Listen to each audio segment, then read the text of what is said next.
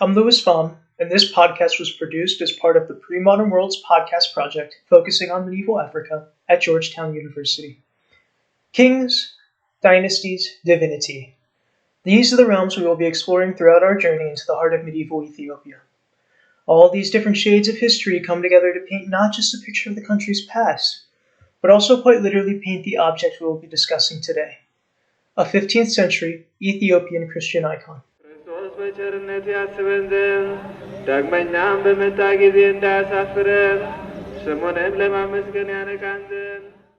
I am immediately mesmerized by the rich, lush colors of the icon.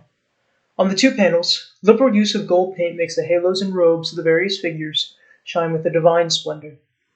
On the left panel, I encounter an image of Mary unlike those typical in Western Christianity. Her face, framed by a brown headscarf, is distinctly Ethiopian, and her facial features are drawn with a beautiful simplicity. Behind her stand two archangels, St. Michael on the left and St. Gabriel on the right, both holding swords as they gaze with loving devotion at Mary and the child Jesus on her lap. Jesus looks up at his mother while holding her chin, a gesture common also among 15th century Italian Renaissance paintings that were valued by the royal court of the Ethiopian Solomonic dynasty.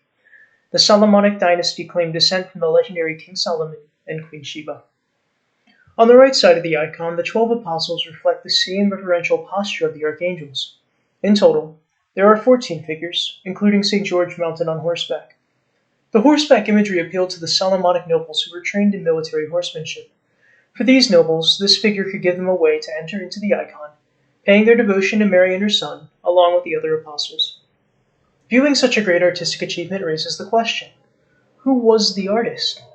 We don't know exactly who, but it's possible that he or she could have been a follower of the great Ethiopian artist Pham. Pham was a 15th century Ethiopian artist who only left a singular signed work. According to African art scholar Marilyn Heldman, Ethiopian artists even up to today do not desire to, and I quote, seek fame while creating works of art for the glory of God, end quote. Interesting, she also says, and I quote, all works attributed to Pham are Marian icons, end quote, which lends support to the idea that our Marian icon, termed so because it depicts Mary, is the work of a follower influenced by this master artist. However, we must be careful about being too quick to ascribe this icon to a follower of Pham.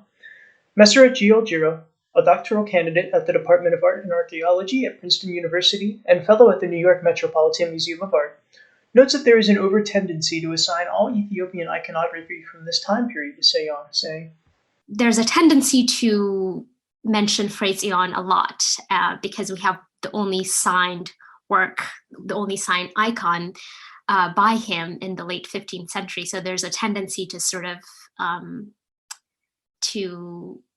call other artists his followers, but we have no idea that if he ever had a workshop, he was a monk.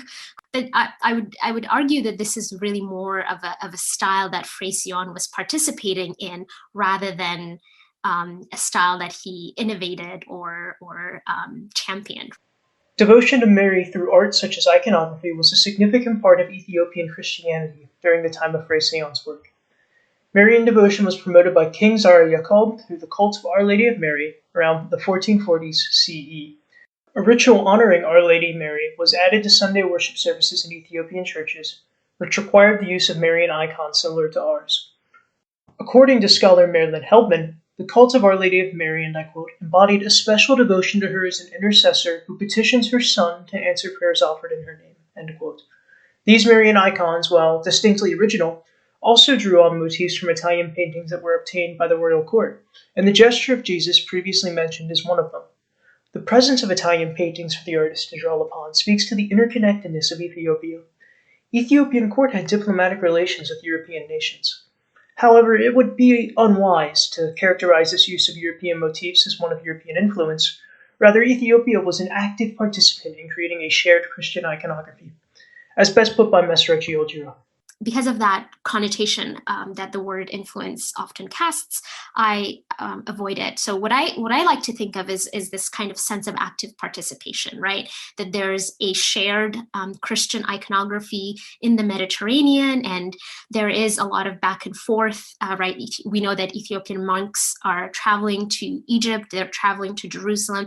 So there are lots of areas and artistic centers where these encounters take place.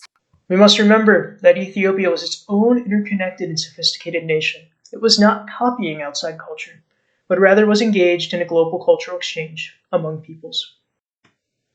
Christianity in Ethiopia was more than just a form of devotion. Rather, Christianity was inseparably woven into the history of Ethiopia, especially as various dynasties tried to legitimize their rule of the religion.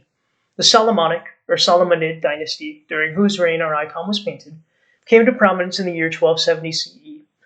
The Solomonid dynasty derived legitimacy from tracing itself back to Menelik I, who is the purported descendant of King Solomon and Queen Sheba. To solidify this claim, the text of the Keber Nagast was utilized to retell this fascinating story.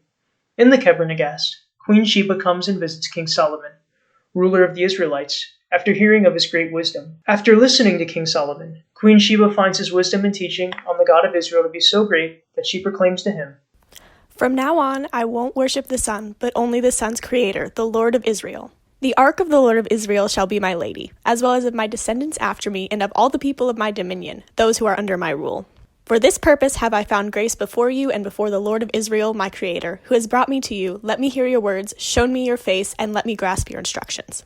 Queen Sheba's conversion to worshiping the God of Israel is the legendary arrival of Judaism, an Abrahamic faith, to the Ethiopian people, although this story is not likely the historical origin. Before Queen Sheba departs, King Solomon deceives her into sleeping with him, and she becomes pregnant, giving birth to a son after leaving Israel named Baalikim, Menelik I.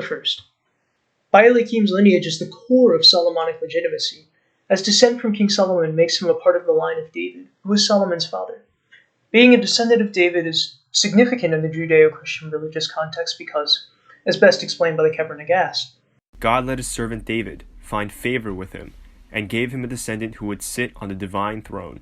In the flesh, that descendant, Christ, was from the Virgin, and on Judgment Day he will judge the living and the dead. In addition, on earth, God gave David a descendant, one who will be king over the ark of his law, the holy heavenly Zion. This is the king of Ethiopia. Regarding those who rule as kings of Ethiopia, but who are not Israelites, it is a transgression of the divine law and a provision that does not please God. So, while the Solomonic kings were not divine themselves, they were still partakers within a divine kingship ordained by God, which was considered similar to that of Christ. Thus, the Solomonic king's main duty on this earth was to be king over the ark of his law, which was the Ark of the Covenant. This ark was built by Moses the prophet and contained the Ten Commandments. The ark's transfer from Israel to Ethiopia takes place when Baalikim returns from a visit to his father in Israel, when the priest assigned to live in Ethiopia with him decided to steal the ark, notably with divine permission. Thus, the Keber Nagast establishes the foundations of Solomonic legitimacy, divinely ordained kingship from the line of David, whose purpose is to preserve the law of the Lord and the ark. The Solomonic line therefore viewed the previous dynasty, the Zagwe dynasty, as illegitimate, and moreover the Solomonic dynasty also held that they, not the Zagwe, were the ones who continued the legacy of Ethiopia's foundational civilization, the ancient Aksumite Empire. However, upon a closer examination, one may find that the Zagwe's relationship to the Aksumite Empire, while possibly not one of blood, was one of culture. The Aksumite Empire ruled Ethiopia from 850 to 1150 CE, and whose contributions included the Ethiopian writing script termed Ge'ez, unique architectural styles, and introducing Christianity. These last two contributions, architecture and the introduction of Christianity, would provide the ingredients for the later Zagwe dynasty's lasting contribution to Ethiopia and to the world, the rock-cut churches of Lalibela. These 11 churches are located in a town also named Lalibela, and Lalibela was the name of the Zagwe emperor who ordered the church's construction. These churches are known for having been remarkably carved from living rock, a style which borrows heavily from Aksumite architecture, as the Aksumites also crafted rock-cut churches. Lalibela is of the highest significance for Ethiopian Christians, both then and now, representing a New Jerusalem. As to the life of King Lalibela, we unfortunately do not know much about him. Because the Zagwe dynasty was considered inauthentic, what little information we have available comes from either biased Solomonic sources or traditional sources that hold him to be a saint. The history of his reign is therefore hard to ascertain. However, we do know that, aside from building these churches, King Lalibela helped to develop Ethiopian Christianity by keeping ties with other parts of the Christian world. Even more crucial, some historians date the important Ethiopian Christian devotion to the Ark of the Covenant as being introduced while Lalibela was king. The Zagwe may not have shared in the Solomonic bloodline, but they nonetheless continued the legacy of the Axumites. We could say the Zagwe were in line with the description of a Solomonic king from the Kebra Nagast, as one who was king over the Ark of God's law. Our journey into Ethiopia's rich medieval history is best complemented with a brief excursion into the modern day. Europeans began expanding further into Africa during the 19th century, and Ethiopia remained the only independent nation in Africa during this time. Ethiopia's final Solomonic king was the controversial Haile Selassie I, who reigned from 1930 to 1974 and continued the modernization of his predecessor.